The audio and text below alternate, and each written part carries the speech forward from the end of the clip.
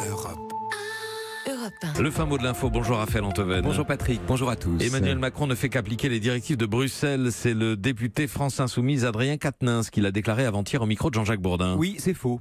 L'Europe n'est pas l'URSS, ni même les États-Unis. L'Europe n'existe pas séparément des États qui la constituent comme une puissance abstraite. L'Europe, appelée Bruxelles, n'est pas un léviathan qui, depuis son Olympe bruxellois, nous enverrait des directives ou nous envahirait en cas de sécession. L'Europe, c'est pas un politburo dont les oukases seraient appliquées à la lettre par un président zélé.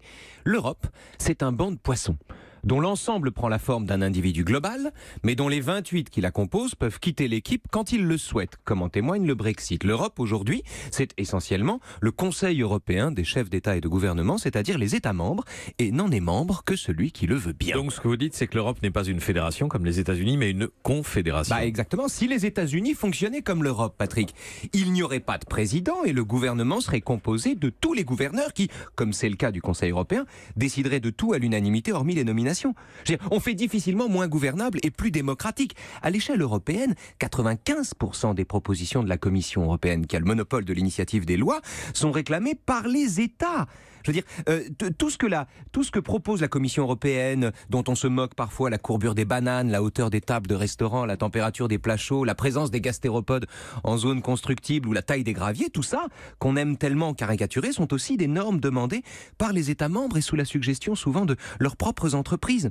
Adrien Quatennens a déclaré « Pour faire l'Europe du fric, on est en train de défaire la France » dans un lexique proche de celui du Front National. Eh bien, c'est d'autant plus inexact et outrancier que jamais, dans l'histoire de l'Europe, la France ne s'est vue imposer une décision dont elle ne voulait pas. D'où vient le sentiment que c'est Bruxelles qui décide de tout ? Mais l'invocation de Bruxelles, Patrick, c'est-à-dire l'idée d'un monstre froid, permet deux choses. Au gouvernement en place de présenter comme autant de contraintes européennes les décisions impopulaires qu'ils ont eux-mêmes choisi de prendre, et aux démagogues de taper sur un monstre imaginaire, l'Europe, dont ils bénéficient des privilèges et dont dans leur grande majorité ils ne voudraient jamais partir. En fait, les gens qui invoquent l'Europe pour dire qu'on leur force la main sont un peu comme les marionnettistes qui miment une agression, vous savez, de leurs propres mains. Ou comme les enfants qui prennent un bain moussant et qui s'amusent à croire que le bout de leur pied, séparé du visage par un océan de mousse, ne leur appartient pas vraiment.